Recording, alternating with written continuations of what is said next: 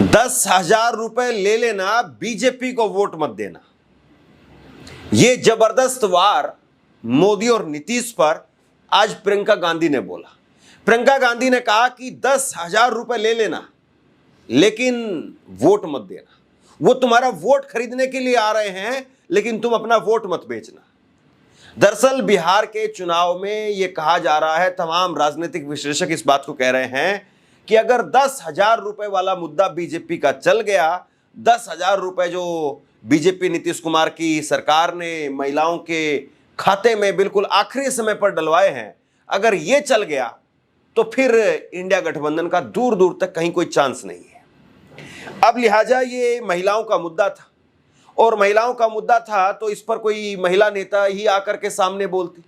और आज प्रियंका गांधी वो बिहार में प्रचार प्रसार करने के लिए आई और जैसे ही वो प्रचार प्रसार करने के लिए आई, ये तस्वीर देखिए, उनकी आज पहली रैली थी और पहली रैली में वो प्रचार प्रसार करने के लिए आई तो आते ही सबसे पहले उन्होंने जिस मुद्दे को लेकर के मोदी और नीतीश कुमार पर हमला बोला वो था 10,000 रुपए वाला, कि 10,000 रुपए आप ले लेना, वो वोट खरीदने के लिए आ रहे हैं, अपना वोट मत बेचना। 20 सालों से सरकार रही है, वहां मोदी जी ने अपने रिमोट कंट्रोल से चलाई है। आपके लिए क्या किया? और अब चुनाव आने वाला है तो ऐलान कर दिया कि लो 10,000 रुपए लो। क्या मतलब है इसका? क्या मतलब है इसका? कि जब आपसे फायदा लेना है, जब आपसे फायदा लेना है तो आपके लिए स्कीम निकाली जा रही है और जैसे ही चुनाव खत्म होगा भगवान जाने आपको ये 10,000 मिलेंगे या नहीं मिलेंगे, या आपके लिए कुछ करेंगे या नहीं करेंगे। नहीं करेंगे। आप अच्छी तरह से जानते हैं, मेरे से अच्छी तरह जानते हैं। तो नियत पहचानो, इनकी नियत पहचानो। नियत ठीक नहीं है। तो 10,000 रुपए जो दे रहे हैं ना, ठीक है, ले लो, लेकिन वोट एकदम सोच समझ के डालो, वोट मत दो।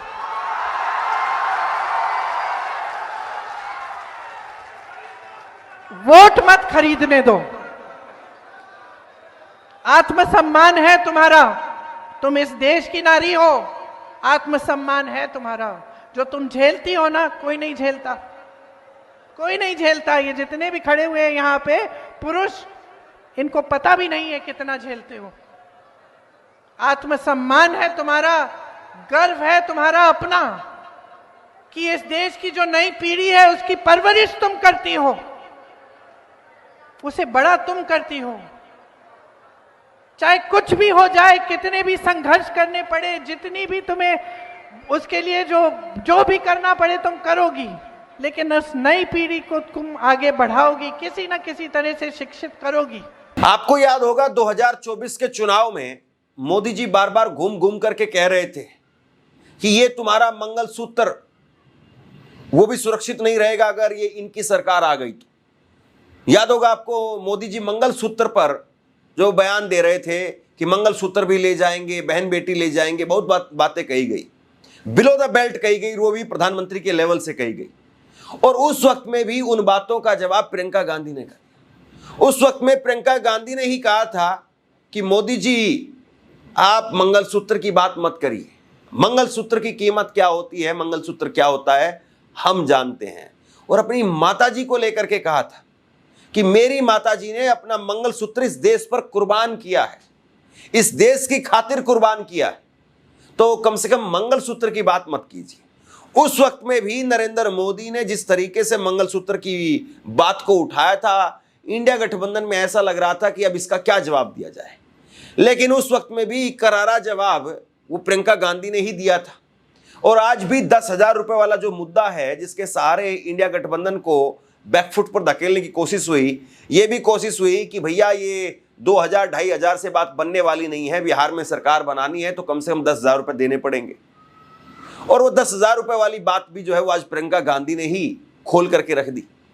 कैसी कैसी बहकी बहकी बातें पिछले 2 दिनों में अब ये शुरू हुआ है कि कांग्रेस पार्टी चाहती है कि आपके मंगलसूत्र और आपका सोना आपसे छीन ले। 70 सालों से ये देश स्वतंत्र है, 55 सालों के लिए कांग्रेस की सरकार रही है। किसी ने आपसे सोना छीना, आपके मंगलसूत्र छीने। इंदिरा गांधी ने अपना सोना, जब जंग हुई थी, अपना सोना देश को दिया। मेरी मां का मंगलसूत्र इस देश को कुर्बान हुआ है। और अगर मोदी जी मंगलसूत्र का महत्व समझते तो वो ऐसी अनैतिक बातें नहीं करते। किसान पर कर्ज चढ़ता है तो उसकी पत्नी अपने मंगलसूत्र को गिरवी रखती है। बच्चों की शादी होती है या दवाई की जरूरत होती है तो महिलाएं अपने गहने गिरवी रखती हैं। ये बात ये लोग नहीं समझते। और इसका प्रमाण ये है कि जब नोटबंदी हुई और महिलाओं की बचत इन्होंने ली, इन्होंने कहा कि बैंकों में पहुंचाओ, तब मोदी जी कहां थे? तब मोदी जी क्या कह रहे थे? ले रहे थे आपसे। मणिपुर में एक जवान की बीवी को का वस्त्र हरण करके पूरे देश के सामने चलाया। मोदी जी चुप थे, कुछ नहीं बोले। उसके मंगलसूत्र के बारे में नहीं सोचा उन्होंने। जब देश में उन्होंने कहा कि कल से लॉकडाउन हो जाएगा और सारे मजदूर पूरे देश भर से, बेंगलोर से भी, यूपी, बिहार, अलग अलग जगहों में पैदल निकले क्योंकि इन्होंने ट्रेनें बंद कर दी, बस बंद कर दी। तब जब खाना नहीं मिल रहा था शहरों में, जब कोई चारा नहीं था, तो महिलाओं ने अपने गहने, अपनी बचत गिरवी रखी। तब मोदी जी कहां थे? किसान आंदोलन हुआ, 600 किसान शहीद हुए। उनकी विधवाओं के मंगलसूत्र के बारे में सोचा मोदी जी ने? और इसके बाद में प्रियंका गांधी ने, उन्होंने अपना पिटारा खोला। उन्होंने कहा कि अगर हमारी सरकार आएगी तो हम महिलाओं के लिए काम करेंगे। हमारा जो महागठबंधन है वो चाहता है कि आप मजबूत बने, कि बिहार की जनता को शक्ति मिले। और इसलिए हमने आपके लिए कई ऐसी स्कीम तैयार की है। सुनिए मेरी बहनें, विधवा, दिव्यांगजन, वृद्ध और वृद्ध पेंशन 1500 प्रति माह दिया जाएगा और हर वर्ष इसमें 200 रुपए की बढ़ोतरी होगी। भूमिहीन परिवारों को मकान हेतु 3 से 5 डिसमिल जमीन दी जाएगी। इसका मालिकाना हक मेरी बहनों तुम्हारा होगा। माई बहन मान सम्मान योजना द्वारा 2500 रुपए प्रति माह सीधे महिलाओं के खाते में जाएंगे। और आप सुनिए इसको ध्यान से, जब परिवार का कोई सदस्य बीमार पड़ेगा 25 लाख तक का इलाज आपको मुफ्त में मिलेगा। ये खोखली बातें नहीं हैं, खोखली बातें नहीं हैं। जहां कांग्रेस की सरकारें हैं, प्रति माह महिलाओं को मिल रहा है पैसा। जहां कांग्रेस की सरकार थी राजस्थान में, वहां ये 25 लाख का स्वास्थ्य बीमा हर जन को मिलता था। मैं ऐसे लोगों से मिली जिनके हार्ट के ऑपरेशन, कैंसर का जो पूरा जो इलाज था पूरा कराया गया, एक पैसा नहीं देना पड़ा। प्रमाण है आपके सामने और उस प्रमाण के तौर पर यह वादा किया जा रहा है। गरीब परिवारों को अगर उद्योग के शुरू करना है तो उसके लिए 2 लाख तक की सहायता मिलेगी। हर विधानसभा में स्थानीय रोजगार को बढ़ावा देने के लिए 10 करोड़ का बिहार बनाओ स्टाइपेंड फंड मिलेगा। न्यूनतम समर्थन मूल्य की गारंटी दे रहे हैं हम। एपीएमसी के तहत मंडी की व्यवस्था लागू की जाएगी। लाखों सरकारी पदों पर नियुक्तियां बिहार जो बंद हैं आज, वो बिहार वासियों को विशेष आरक्षण मिलेगा उनमें। मनरेगा में 300 रुपए प्रतिदिन मजदूरी और काम के दिन 2 गुने किए जाएंगे। जहां पेपर लीक होगा वहां सख्ती से कार्रवाई की जाएगी। एक जॉब कैलेंडर बनेगा जिससे जिस दिन परीक्षा है उसका दिन, जिस दिन रिजल्ट आना है उसका दिन, जिस दिन नियुक्तियां होंगी उसका दिन पहले से तय किया जाएगा। अगर कोई भी उसको इधर उधर करेगा उस पर सख्त से सख्त कार्रवाई होगी। अंग्रेजी मॉडल विद्यालय, आवासीय विद्यालय बनाए जाएंगे और 3 साल की डिग्री 3 साल में खत्म की जाएगी। आज 3 साल की डिग्री में 5-6 साल लगा रहे हैं लोग। जो शिक्षा की व्यवस्था इतनी मजबूत थी बिहार की, वो एकदम कमजोर हो चुकी है। सामाजिक न्याय का अधिकार देना चाहते हैं हम आपको, और महागठबंधन ने यह ऐलान किया है कि पंचायती राज एवं नगर निकायों में ईबीसी आरक्षण 30% और एससी आरक्षण 20% किया जाएगा। अति पिछड़ा वर्ग अत्याचार निवारण अधिनियम बनाया जाएगा, जिससे जो आजकल जो अपराध बढ़ा है, जो अत्याचार बढ़ा है अति पिछड़ी जातियों पर, उस पर नियंत्रण लाने के लिए और उसको बंद करने के लिए ये लागू होगा। निजी शिक्षा संस्थानों में आरक्षण लागू होगा। तो ये सब हम करना चाहते हैं आपके लिए। आपसे कुछ कहना चाहता हूं। आज के वक्त में पत्रकारिता करना कितना मुश्किल काम है, लेकिन अगर ऐसे में भी कोई आपकी खबर दिखा रहा है, कोई आपके मुद्दे पर बात कर रहा है, तो आपको भी उसका साथ देना चाहिए। अगर आपको लगता है कि मेरी पत्रकारिता सही है, मैं आपके लिए आपकी खबर वो दिखा रहा हूं, तो ऐसे में आप मेरा सहयोग कीजिए। आप इस वीडियो को जब लाइक करेंगे तो लाइक के साथ में ही एक थैंक्स का बटन आपको दिखाई देगा। उस थैंक्स के बटन पर आप क्लिक कीजिए और जो भी सहयोग राशि दे सकते हैं वो दीजिए। दूसरा, आप चैनल को ज्वाइन कर सकते हैं और चैनल को ज्वाइन करके भी मुझे मदद कर सकते हैं। एक तरफ आज प्रियंका गांधी ने बिहार में आकर के मोर्चा खोला, वहीं दूसरी तरफ मोर्चा संभालने का काम किया तेजस्वी यादव ने। तेजस्वी यादव ने कहा कि बिहार के अंदर बीजेपी की बी टीम भी काम कर रही है, बीजेपी की सी टीम भी काम कर रही है, और बीजेपी की पी टीम यानी प्रशांत किशोर पर हमला बोलते हुए कहा कि बीजेपी की पी टीम भी काम कर रही है। होगा, इधर जीएसटी का उत्सव मना रहे हैं, लेकिन कोई बताए कि आखिरकार जीएसटी बढ़ाया किसने था, महंगाई बढ़ाई किसने? चलो पलायन की बात कर रहे हैं, बताओ आज पलायन बिहार में क्यों है? ये बीजेपी की वजह से है, और बीजेपी के सहयोगी समझ लें इस बार कि बिहार की जनता इस बार भारतीय जनता पार्टी का पलायन कराने जा रही है। मोदी जी का चुनाव के अंदर एक फेवरेट डायलॉग है और वो यही है कि वो आईना लेकर के जाते हैं, नेहरू ने क्या किया था, कांग्रेस ने 70 साल में क्या किया। और इसी को लेकर के आज प्रियंका गांधी ने जिस तरीके से प्रधानमंत्री के सामने रिपोर्ट कार्ड खोल करके रख दिया, पूरे अतीत को खोल करके रख दिया, उसके बाद में मुझे लगता है कि अगर प्रधानमंत्री इस बात को देख लेंगे तो वो आगे से ये पुराना वाला चश्मा लेकर के नहीं जाएंगे जिसमें वो नेहरू को देखते हैं। एक तरफ जहां पर इस चुनाव में इन बड़े बड़े मुद्दों की गूंज सुनाई दे रही है, वहीं दूसरी तरफ इस चुनाव में जिस तरीके से दुलारचंद यादव की हत्या हुई है, उसके बाद में भी ऐसा लगता है कि तमाम समीकरण बिगड़ गए हैं। आज मैंने दुलारचंद यादव के पोते से बात की, उनका इंटरव्यू किया। पूरे दिन लगातार इस इलाके में मैं घूमता रहा, अलग अलग लोगों से बात की कि क्या असर पड़ेगा इसका। वैसे तो दुलारचंद यादव की पोस्टमार्टम की रिपोर्ट सामने आ गई है, लेकिन उनके पोते ने कहा कि पोस्टमार्टम की रिपोर्ट में भी लीपापोती हुई है।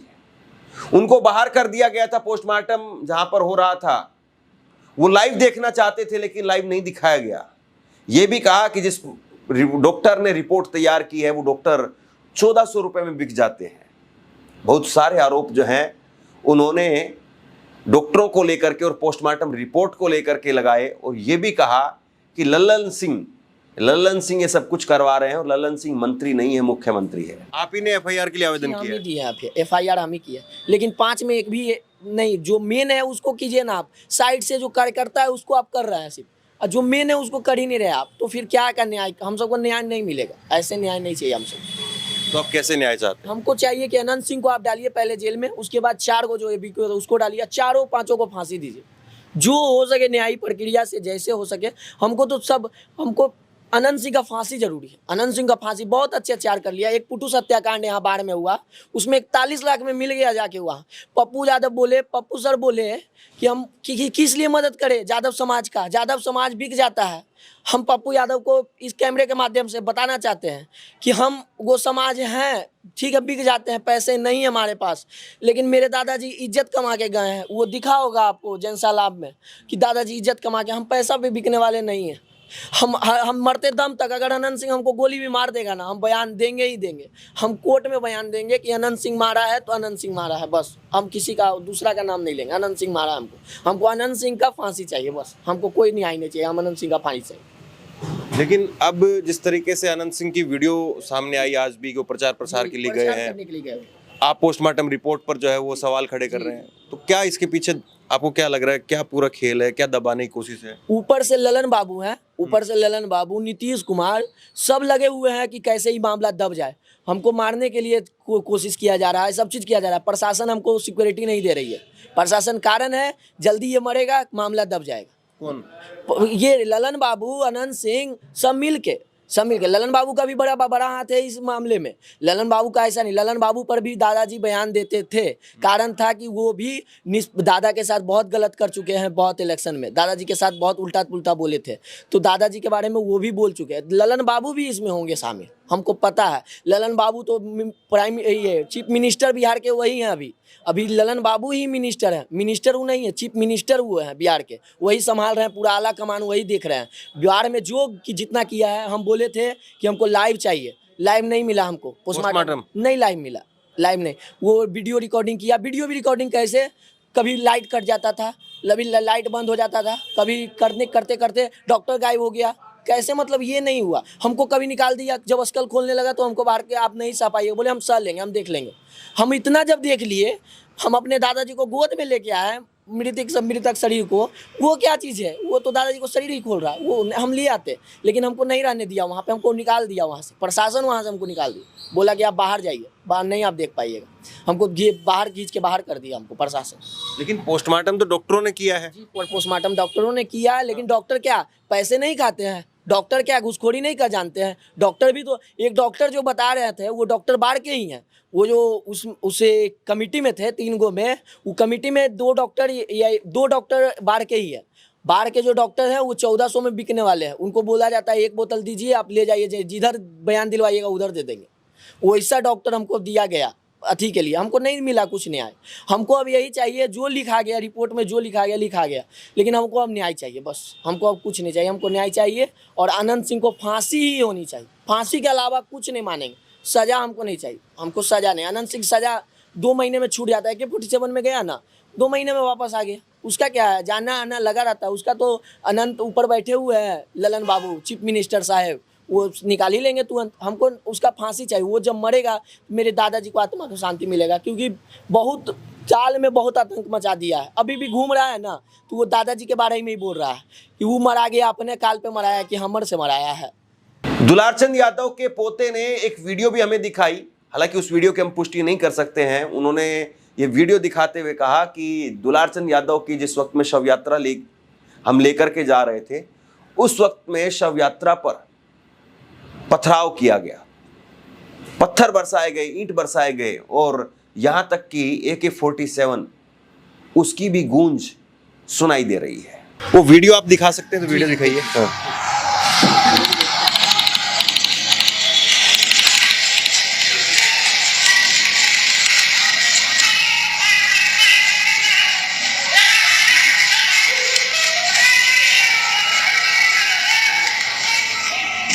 देखिए सर कैसे देखिए, सुजभान सिंह की औरत जा रही है सर, और उसके पीछे उनकी नहीं का गाड़ी है, और हम सबका आगे बीना देवी जा रही है आगे, और उनपे भी हमला हुआ, और सब पे मतलब जितना है सब। गाड़ियाँ किस किस की है ये?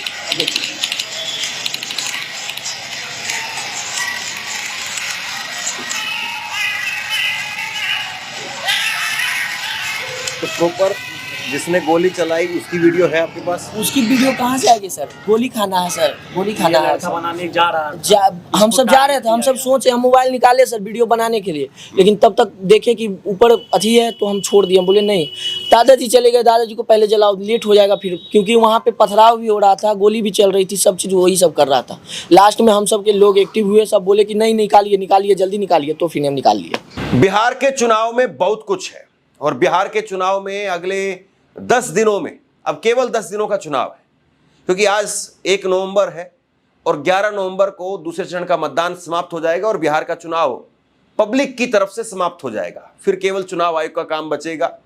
मतगणना 14 तारीख को होगी, लेकिन पब्लिक की तरफ से 11 तारीख को 5 बजे ये पिटारा बंद कर दिया जाएगा और फिर उस पिटारे को चुनाव आयोग खोलेगा और चुनाव आयोग खोलेगा तो उसमें से क्या निकलेगा, क्या निकाला जाएगा, ये सारे बहुत बड़े सवाल हैं। लेकिन बिहार का चुनाव बहुत दिलचस्प है।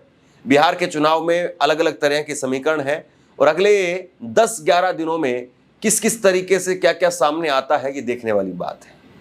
आज की तारीख में आपको क्या लगता है बिहार में किसका पलड़ा भारी है? एनडीए का पलड़ा भारी है, इंडिया गठबंधन का पलड़ा भारी है? किसका पलड़ा आपको भारी लगता है? नीचे कमेंट बॉक्स में अपनी राय लिख करके जरूर बताइए। इस खबर को शेयर कीजिए। धन्यवाद।